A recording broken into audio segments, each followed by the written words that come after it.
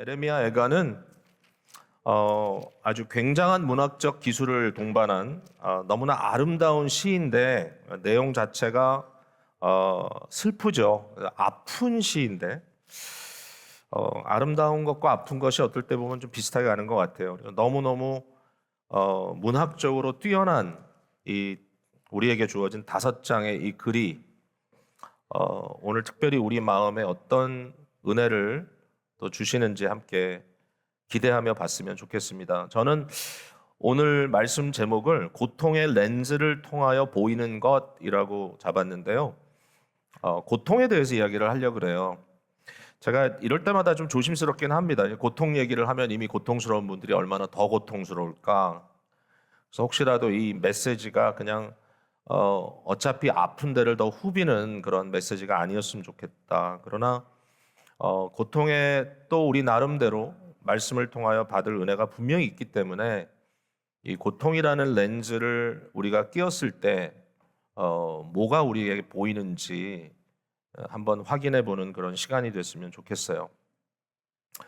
요즘은 우리가 살고 있는 지역 날씨가 참 좋아요. 여느 때보다도 어느 해보다도 올 가을은 정말 비바람 없이 너무나 잔잔하게 맑은 하늘에 정말 온도도 적절하게 이렇게 하루하루 지나고 있어서 참 가을을 만끽할 수 있는 그런 올해인 것 같습니다.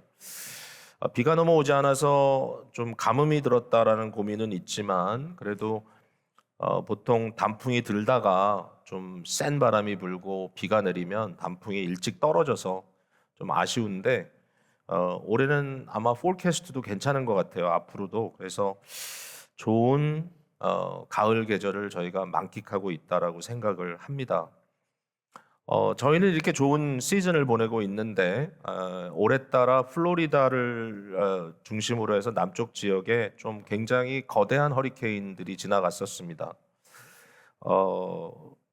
헬린이라고 하는 허리케인이 굉장히 큰 피해를 입히고 갔기 때문에 또 다른 허리케인이 플로리다의 허리 부분을 관통하는 그런 상황이 벌어졌을 때 사람들은 거의 한 세기에 한 번 있을까 말까 한 그런 허리케인이다. 또 어떤 분들은 1000년에 한 번 있을 허리케인이다. 이런 얘기를 했었어요.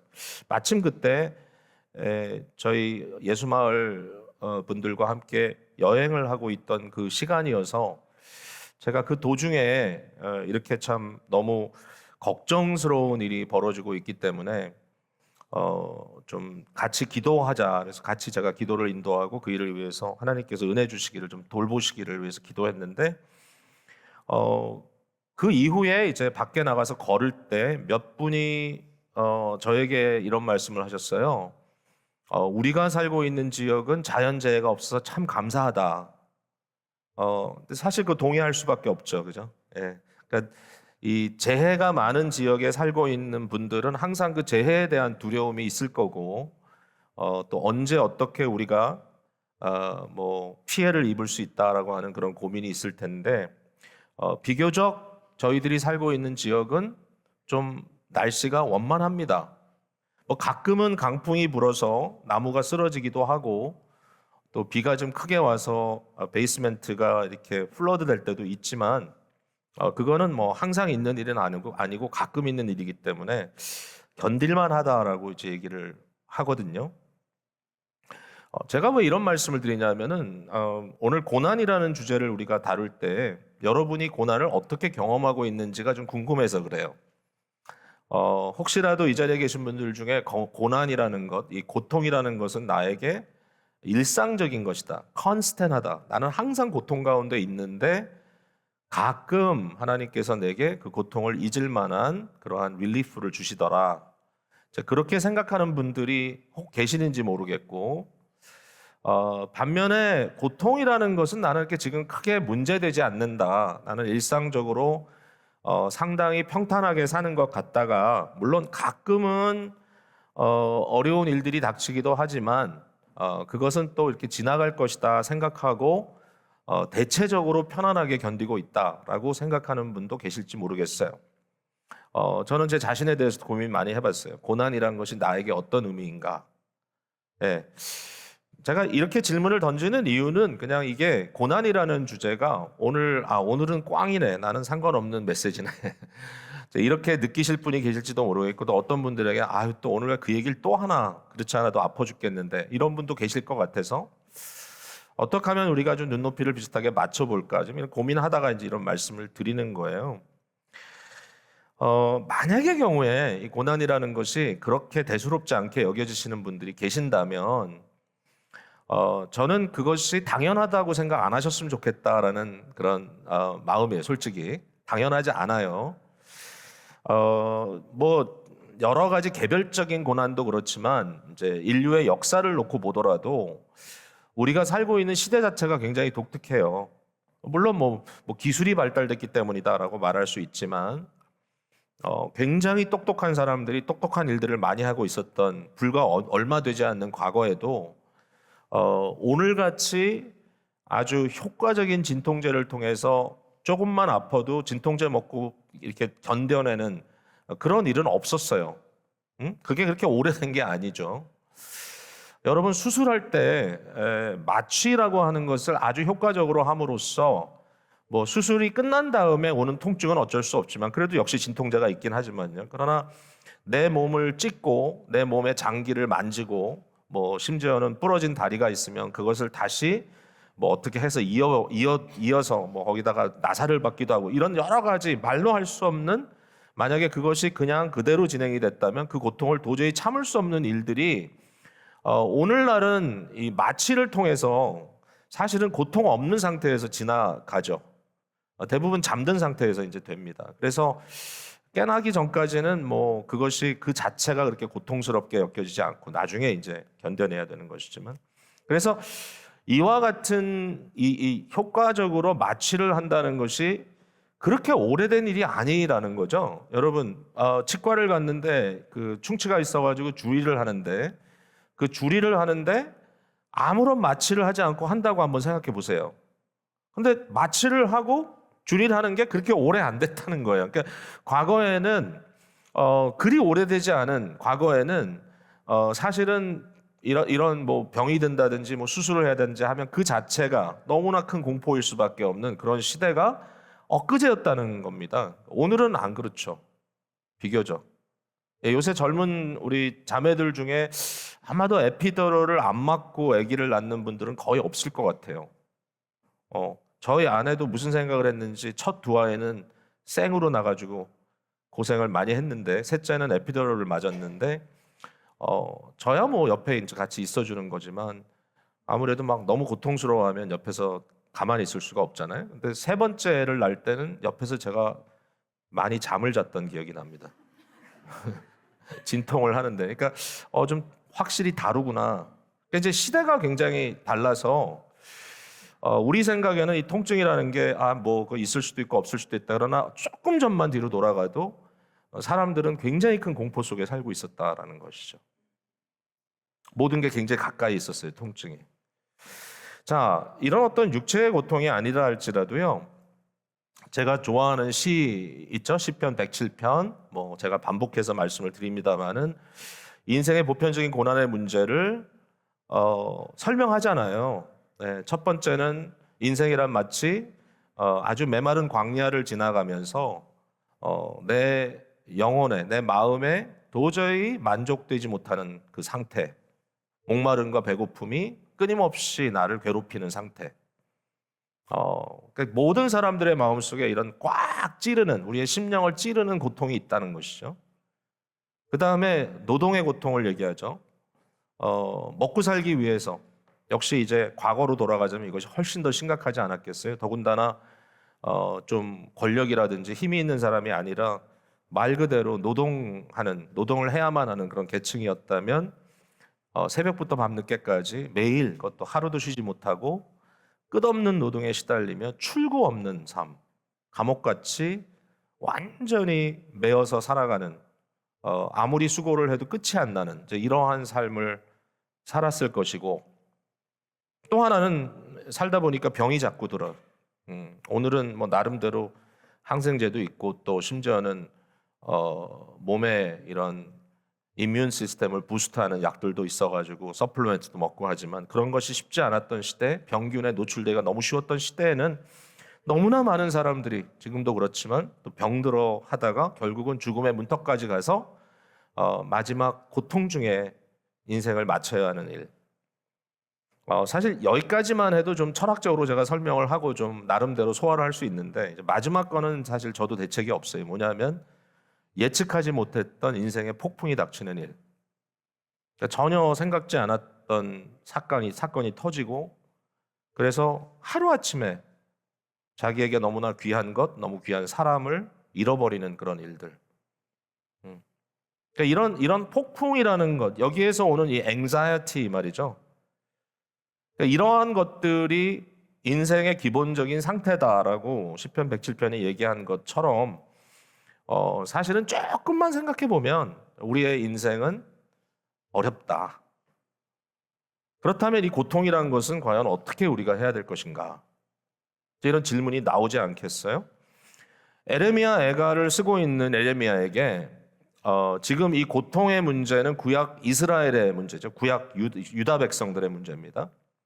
그들이 하나님과의 맺은 언약을 철저하게 저버렸을 때 하나님께서 언약의 약속대로 그들에게 매질을 하신 거죠. 결국은 저들이 그토록 자랑스럽게 생각하던 하나님의 도성 예루살렘이 완전히 함락되기 이전에 이미 그 안에서 다 굶어 죽고 별의별 비참한 상황들이 벌어지다가 결국은 그 성이 무너질 때 돌 위에 돌 하나 남지 않을 정도로 완전히 파괴되고 심지어는 성전마저도 깨부서지는 이러한 비참한 상황 속에서 예레미야는 이 폐허가 된 예루살렘을 바라보면서 거기서 아주 신음하고 있는 이러한 그 정말 보잘것없는 남은 백성들을 바라보면서 이 시를 쓰는 거 아니겠어요? 이 고통의 문제는 사실은 저들의 이 역사적인 한 사건 또는 사실 속에 이뤄진 일이긴 하지만 예레미야의 말에 귀를 기울여 보면 이게 그런 것만은 아닌 것 같다는 거죠. 이게 인류 보편적인 문제일 수 있다. 자, 오늘 본문 중에 15절 16절의 말씀을 제가 다시 읽을게요. 우리의 마음에는 기쁨이 그쳤고 우리의 춤은 변하여 슬픔이 되었사오며 우리의 머리에서는 면류관이 떨어졌사오니 오호라 우리의 범죄 때문이니이다. 이 내용을 봤을 때 이것은 단순히 예루살렘과 유다 족속들의 이야기만이 아니라 이것은 사실 타락한 인류, 우리의 조상 아담으로부터 인간이 범죄로 말미암아 무너지기 시작하는 그 순간부터 이 일이 벌어졌다라는 거예요. 우리의 마음에서 기쁨이 그쳤어요. 에덴 동산이라고 하는 기쁨의 동산이 결국은 상실되고 광야로 내쫓기게 되고 이마에 땀을 흘리며 그 메마른 땅을 개강해도 땅이 곡식을 제대로 내지 않고 엉겅퀴와 가시덩굴을 내는 이러한 상황 속으로 빠져들어가는 하나님과 날마다 동행하면서 하나님과 교제하면서 여기 우리의 춤이 무슨 춤이죠? 우주적 춤은 삼위일체 하나님의 사랑의 댄스거든요. 성부, 성자, 성령의 그 사랑이 충만한 그 춤을 추는 그 모든 주변에 정말 금빛과 같은 하나님의 영광이 흐트러지는 이 정말 말할 수 없는 황홀한 비전 속에 살고 있던 인간이 결국은 춤이 변하여 슬픔이 돼버리는 정말 머리를 싸매고 누워야 되는 그런 상태가 돼버리고 뿐만 아니라 우리의 머리에서는 면류관이 떨어졌다. 바로 이거죠. 하나님께서 인간을 정말 모든 만유 위에 하나님의 아들로 딸로 왕자와 공주로 정말 너무나 위대한 존재들로 세우셨는데 결국 그 면류관이 다 떨어져 버렸다. 그러다 보니까 부모 밑에 살아가는 자녀들도 힘들고 자녀들의 불순종 위에 살고 있는 부모들도 힘들고 자녀들은 형제가 형제를 돌로 쳐서 죽이고 시기와 질투에 도가 지나치고 이러므로 수많은 미저리가 정말 깊고 깊은 마음의 상처만이 쌓여지는 그러한 문제가 생겨났다라는 거예요. 참 슬프죠. 인생이 그렇다면 아마 이 자리에 여러분 마음속에 근심이 있고 어떤 일에 대해서 많이 고민하고 있다면 굉장히 깊이 느껴질 거예요. 아, 참 인생이 왜 이런가. 근데 저는 오늘 소망으로 시작을 할래요. 이제 남은 메시지를 여러분께 드릴 때. 그 소망은 뭐냐면 저는 이 말씀이 굉장히 깊이 들어왔어요. 예레미야 3장, 에가서 3장 32절과 33절을 한번 볼게요. 32절부터 볼게요. 그가 비록 근심하게 하시나 그의 풍부한 인자하심에 따라 긍휼히 여기실 것입니다. 그는 이제 하나님 얘기라는 거고요. 33절 우리 같이 한번 읽어볼까요? 시작. 주께서 인생으로 고생하게 하시며 근심하게 하심은 본심이 아니시로다. 예. 여러분 이렇게 생각해 보셨어요? 우리가 힘들고 어려울 때 이게 내 업본가 보다. 이게 내 팔짱가 봐. 이게 어쩔 수 없는 나의 운명이다라고 생각하지 마셔도 된다는 얘기죠. 그러니까 뭐냐면 하나님께서 인생이 고생하는 것을 지켜보시지만 그리고 그 고생이라고 하는 고통이라고 하는 것에 대해서 하나님께서 정말 속수무책으로 당하고 계신 것만은 아니지만 그럼에도 불구하고 중요한 건 뭐냐면 이와 같이 인간이 고통당하고 있다는 현실이 하나님의 본심이 아니라는 거예요. 하나님이 이걸 좋아하시는 것다거나 하나님이 그것을 원하시는 것이 아니다. 어떻게 이런 말을 썼을까? 이렇게 말을 썼을까? 근데 이 말이 너무 마음의 위로가 돼요. 예. 우리가 힘들고 어려워하는 것이 하나님의 본래 마음은 아니야. 그러니까 그 말은 뭐냐면 만약에 현재 우리가 고통을 당하고 있는데 그 모든 현재의 일들을 하나님이 여전히 주관하고 계시다면 이 자체가 본심이 아니니까 이게 결론일 수는 없다는 거죠. 그러니까 결국은 하나님의 편에서는 반드시 우리를 회복하는 역사를 주실 거라는 거죠. 그러니까 하나님께는 하나님의 본심은 우리의 평강이고 하나님의 본심은 우리의 안식이고 하나님의 평강은 우리의 위로인 거죠. 회복이죠.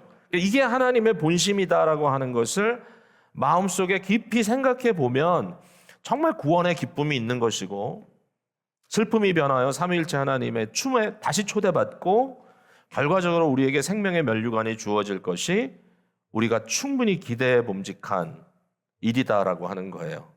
그러니까 고난에 대한 이야기를 하지만 그냥 슬픈 이야기를 슬프게 하고 끝나는 게 아니라 여기에 소망이 있다라는 말을 나눌 수 있는 것이 너무 감사합니다. 자, 그렇다면 고난이라고 하는 렌즈를 우리가 끼웠을 때 우리가 고난을 당할 때 어떻게 하면 좋을까? 뭘 우리가 봐야 될까?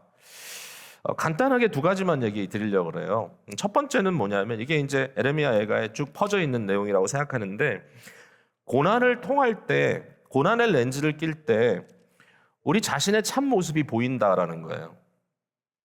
그러니까 우리 자신의 실제 모습을 바라볼 수 있게 된다는 거예요. 그러니까 이게 인간으로서는 쉬운 일은 아니에요. 그러니까 인간은 계속해서 우리 자신을 커버업 하잖아요.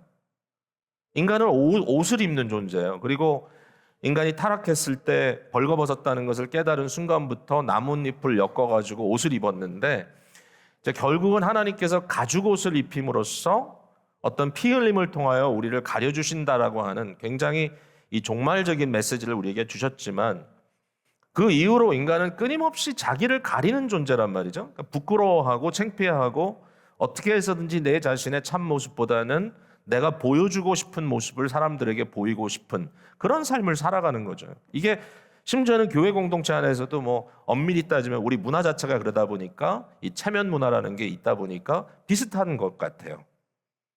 그래서 굉장히 많은 거품과 치장 속에 우리가 살고 있는 거죠. 예. 그런데 어느 순간에 내가 벗김을 당했다. 내가 노출됐다.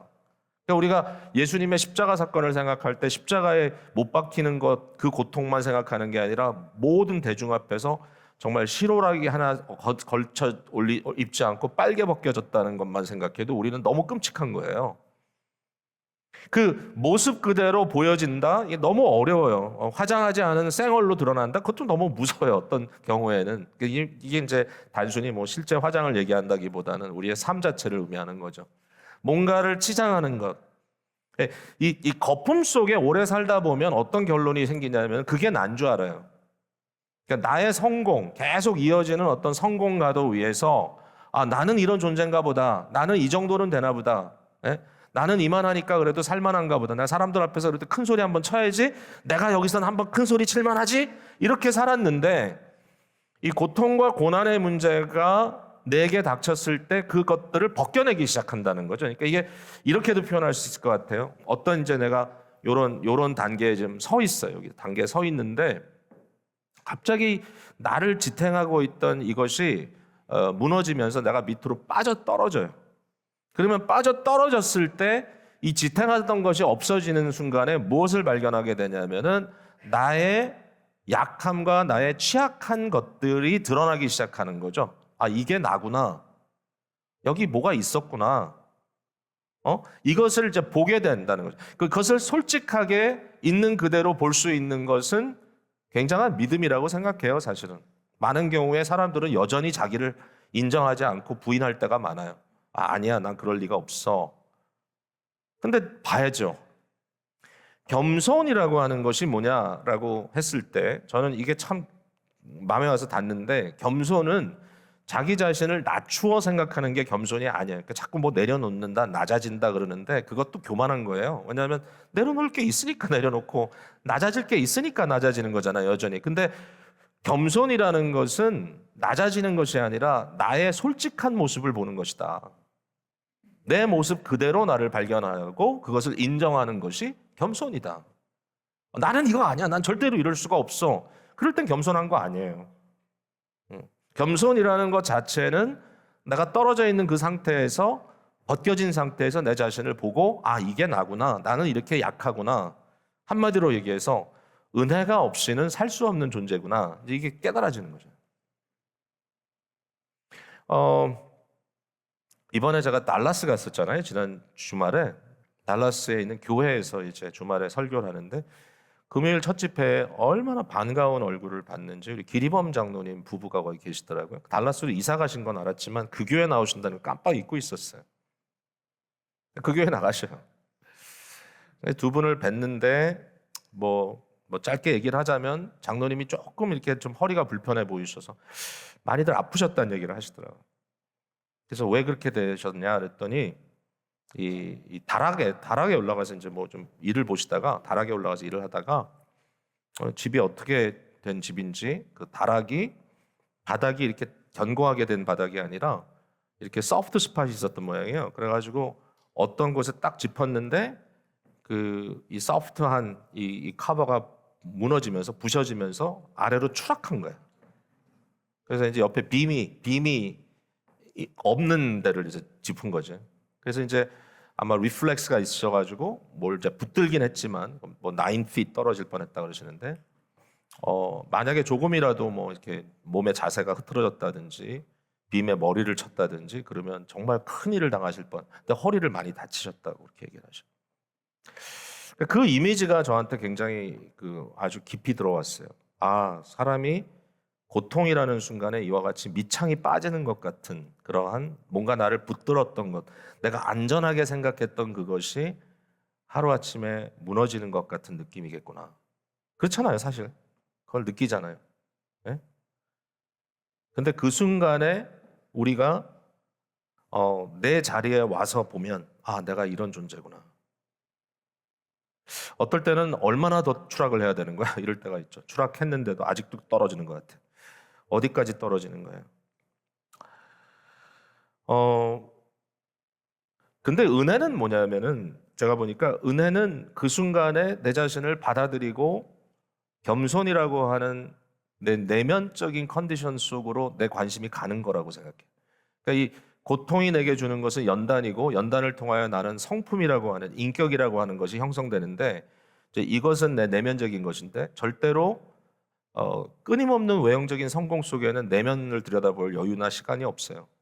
일반적으로 그런 것 같아요. 그러니까 다 잘 되니까 그냥 별로 생각 없이 살다가 문제가 생기기 시작하면서 내 내면의 자신의 모습을 보고, 이때 내가 어떻게 리액트하는가, 내가 여기 어떻게 지금 반응하는가, 이런 것들이 이제 다가오기 시작을 하는 거죠. 그때 자기 자신을 들여다볼 수 있고 자기 자신을 오직 정직하게 볼 수 있다는 것은 어마어마한 은혜라고 생각이 됩니다. 자, 왜 그런지를 한번 볼까요? 자, 예레미야가 3장 64절과 65절 말씀으로 한번 볼게요. 64절 볼게요. 여호와여 주께서 그들의 손이 행한 대로 그들에게 보응하사, 여기 그들은 누구냐면 악한 자들이거든요. 그러니까 예레미야 입장에서는 자기들을 조롱하고 자기들의 고난을 도리어 기뻐하는 이런 정말 악인들이죠. 나쁜 놈들이죠. 하나님, 그들이 행한 행동대로 그들에게 돌려주십시오. 근데 그 돌려주는 게 뭐냐? 65절에 보니까 그들에게 거만한 마음을 주시고 그들에게 저주를 내리소서. 요게 거만한 마음은 거만한 마음대로 주고 저주는 저주대로 주라, 이런 말이 아니라 그들에게 내려지는 하나님의 저주가 뭐냐면은 거만한 마음을 갖는 거예요. 교만한 마음을 갖는 것 자체가 저주예요. 겸손을 학습하지 못하는 게 저주예요, 저주. 왜냐하면 교만은 패망의 한 단계 앞이에요. 그러니까 결국 모든 악한 자들이 궁극적으로 망하는 이유는, 여러분, 궁극적으로 망하는 게 중요하지 그냥 중간에 한두 번 망했다가 일어나는 건 또 일어날 수 있잖아요. 근데 궁극적으로 망하는 이유가 뭐냐면은 끝까지 교만하기 때문입니다. C.S. 루이스가 이걸 이렇게 표현했죠. 지옥의 문은 안에서부터 잠겨 있다. 지옥은 내가 원치 않는 고통 속에 빠져서 살려주세요, 살려주세요, 이게 아니라 하나님으로부터 가장 멀어지고 싶은, 내가 정말 어두운 곳 지옥에 있다 할지라도 나는 내가 하나님이 되고 싶지 다른 하나님을 난 절대로 인정 안 할 거야 라는 자들이 들어가 있는 곳이 지옥이다. 결국 그들은 안에서 잠그고 하나님이 들어오지 못하도록, 태양빛이 여기에 들어오지 못하도록 막고 있다. 그게 그들의 교만이라는 거죠. 여러분이 어떻게 반응하느냐가 되게 중요해요. 그러니까 저도 마찬가지로, 그러니까 고난의 상황이 딱 벌어졌을 때 내가 이것을 어떻게 반응하느냐, 이 앞에서 내가 끊임없이 내 자신을 돌아보지 못하고 내 스스로의 교만 속에서 계속 현실을 부인한다든지 아니면 그것을 가지고 남을 블레임하는 쪽으로 가는 것이 아니라 그 상황 속에 내가 그것을 오운하고 나는 그런 사람이군요, 내가 이 문제의 중심에 있군요 라고 스스로 자기 자신의 모습을 보며 하나님 앞에 엎드릴 때, 이것이야말로 복이라는 거예요. 이게 은혜라는 거죠, 여러분. 은혜를 받는 분과 은혜를 차버리는 사람의 차이는 그렇다. 한 단계 더 나가서 진짜 은혜는 하나님의 뜻대로 하는 근심인데, 그건 뭐냐면 어떤 외형적인 고통이 오기도 전에 내 심령의 악함과 나의 심령의 부정함을 심적으로 고통받기 시작하고 내 스스로 돌아보며 회개할 수 있는 것, 남이 뭐라고 하기 전에 하나님의 말씀을 펴 묵상하는 시간에 그 말씀 한 절이 나의 심령을 꿰뚫고 들어와서 나의 마음을 괴롭게 할 때, 그래서 어쩔 수 없이 내가 했던 말, 내가 했던 행동, 내가 취했던 자세, 내가 가졌던 생각들을 주여 부끄럽습니다, 나 뜨겁습니다, 주님 제가 그렇게 산 것이 너무 잘못되었네요, 내가 그분들에게 그렇게 상처를 주었네요 하고 주님 앞에 엎드려지는 것, 이것이야말로 너무나 큰 은혜가 아닌가. 오늘도 그런 은혜를 사모합니다. 네, 너무나 그 은혜를 사모합니다. 두 번째로, 자, 요거까지만 제가 말씀드린다 그랬어요. 두 번째로, 고난의 렌즈를 꼈을 때, 고통의 렌즈를 꼈을 때 어떤 일이 벌어지느냐 봤더니 세상을 향하던 눈이 하나님을 향하게 된다는 거예요. 아래로 향하던 눈이 위로 향하게 된다. 그러니까 이게 예레미야의 놀라운 멋진 비밀이죠. 그러니까 너무너무 슬픈데 그냥 한탄을 하는 게 아니라, 슬프다고 그냥 애통을 하는 것으로 끝나는 게 아니라 하나님과의 대화로 들어가잖아요. 슬픔 속에 하나님께 대화를 해요. 그러면서 이 에레미야 애가를 마무리하는 과정 속에 이런 말씀을 외쳐요. 19절에 여호와여 주는 영원히 계시오며 주의 보좌는 대대에 이르나이다. 뭐에 반해서? 예루살렘도 무너지고 성전도 무너지고 모든 왕들도 패하고 결국 도도하게 행했던 모든 종교 지도자들도 무너졌지만, 그러나 주는 영원하십니다. 주의 보좌는 제너레이션 애프터 제너레이션 절대로 무너지지 않습니다. 하나님을 바라보는 것. 저의 삶 속에 가장 귀했던 경험인 것 같아요. 돌이켜봤을 때. 어느 순간에 만물이 막 뒤흔들리고 안정되지 않은 상태에서 내가 너무 이렇게 불완전한 상태에서 살아갈 수 있을까? 절망이 막 마음속에 파도처럼 몰려오는 순간에 눈을 들어 하나님을 보게 되는 것, 그 보았을 때 하나님은 나의 반석이고 나의 요새심을 재발견하는 것. 이게 기적이죠. 나의 앵커가 되시는, 내가 닷을 내리는 바로 그 자리, 하나님이 보이는. 그러니까 이게 은혜의 사인인 것 같아요. 어렵고 힘든 일이 있을 때 홀로 골방에 들어가서 입을 뒤집어 쓰고 끙끙거리고 고민하는 사람이 있다면, 어렵고 힘든 일이 있을 때 태양 앞에 나와서 하늘을 향하여 손을 벌리고 하나님을 찾는 것. 사람들 앞에 보일 거 뭐 있겠습니까만은, 그러나 하나님 앞에 나아가는 것. 힘들고 어렵다라고 느낄 때 하나님을 찾는 것만큼 큰 은혜는 없다고 봐요. 그렇죠? 그러니까 이것이 불가능한 사람들은 결국 구원을 받지 못한 사람이에요. 내가 실패를 하는 것, 실패를 하지 않는 것이 구원의 성패를 가르는 것이 아니라, 실패한 때에 하나님이 더 그리워지고 내가 힘들 때 하나님이 더 가까이 계시는 것을 발견하는 것. 이게 구원받은 사람들의 사인이에요. 교회는 다녀도 체면이 너무 강해가지고 자기의 고통의 문제를 누구한테도 드러내기 원치 않는 거. 그건 그럴 수 있죠. 문화 자체가, 문화는 좀 사실은 무서운 거니까요. 그러나 심지어는 그것이 신앙으로 연결이 돼서 하나님께 나오기보다는 하나님을 꺼리는 상태로 가는 것이 된다면, 그것은 너무나 슬픈 일이 될 것입니다. 출구가 없는 사람들의 절망을 많이 봐요. 출구가 없어. 출구. 그러니까 도망갈 길이 없는 거 있죠. 그러니까 우리가 비행기를 타면 제일 먼저 그 안내를 받는 것이 출구가 어디 있는지를 안내를 받습니다. 그죠? 여기도 있고 여기도 있고 저기도 있습니다. 출구를 보여주죠. 왜? 문제가 생기면 나갈 길이 있어야 되니까. 목회자가 도울 수 있다면 상담을 하는 경우도 있는데, 어떨 때 너무 힘들면 제가 전문가한테 보내요. 제가 못하겠다고. 근데 상담을 할 때 이제 많은 경우에 상담이 필요하다고 생각하는 분들은 일종의 출구가 없는 막다른 골목에 들어갔다고 느낄 때입니다. 이런 경우는 항상 있어요. 부부가 살아가는데 더 이상 못 살겠다고 하는 거예요. 이건 도저히 안 된다. 물론 문제가 클 수 있어요. 뭐 사람의 힘으로 어떻게 해결할 수 없는 문제가 있을 수도 있겠죠. 뭐 그걸 뭐 절대로 아니다라고 얘기하지는 않고 싶지만, 그러나 아주 보편적인 것들도 많아요. 예를 들면 부모들이 비춰지는 경우들이 참 많더라고요. 제가 보니까 아내도 상처를 입히는 부모 밑에서 살고, 남편도 굉장히 어뷰즈가 있던 가정에서 성장을 하고,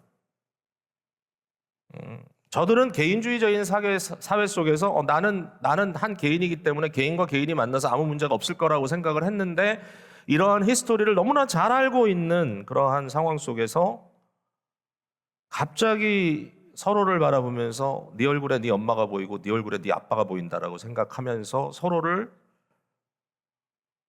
정죄하기 시작할 때, 와, 진짜 그런 일들이 있어요. 저도 나이가 들면서 거울에 비치는 얼굴에 제 아버지 얼굴이 자꾸 보이는데, 뭐 영웅 같은 면도 있지만, 그러나 제가 그토록 힘들고 또 상처받았던 일들, 그런 것들이 그대로 옵니다. 제가 그 일을 남들에게도 하고 있구나.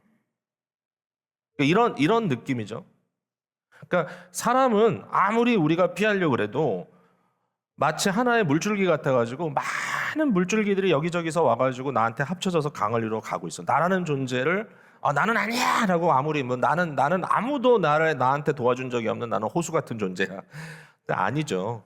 어느 누구도 그런 존재는 없죠. 다 우리는 히스토리가 있죠. 배게지가 있고. 생각해 보면 뭐 부모가 어떻든지 간에 아담의 후예로 산다는 자체가 무거운 짐이고, 인류 역사 길고 긴 장구한 역사 속에 오랫동안 쌓여진 무거운 죄의 짐과 죄성의 삐뚤어진 모습이 여전히 우리 안에 들어와. 어떻게 우리가 출구가 있겠어요? 이거 뭐 어떻게 해? 딱 막혔는데. 근데 제2의 아담 되시는 예수 그리스도가 아니었다면 사실은 아무런 소망도 없죠. 근데 예수님이 우리의 좁은 길이 되시고 예수 그리스도가 내가 곧 길이요 진리요 생명이다. 뭔가 막막한 순간에 빛이 임하고 그 빛을 통하여 길이 보이기 시작할 때 우리는 소망을 얻죠. 여러분 해보세요. 부부가 막 싸우다가 에이 여기까지인가 보다. 그리고 이제 아휴 도저히 못 살겠다. 그럴 때 우리 믿는 사람들이니까 어, 그냥 그러세요. 그냥 당신하고 못 살겠는데 기도를 한번 해보자.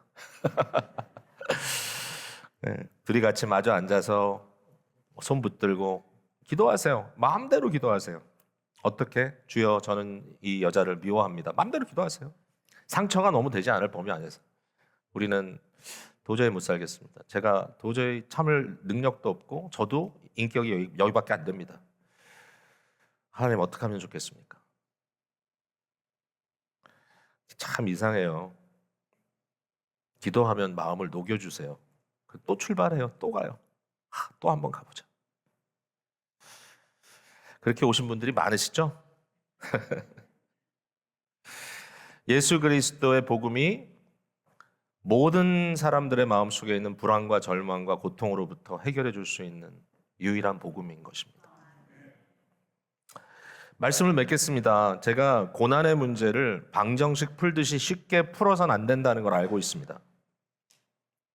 그래서 오늘 이 말씀을 들으면서 직접 이곳에 계시든지 아니면 방송으로 지금 듣고 계시면서 고난의 문제가 저한테는 너무 극심하기 때문에 도저히 이 메시지가 와서 닿지 않습니다라고 말하더라도 저는 이해할 것 같아요.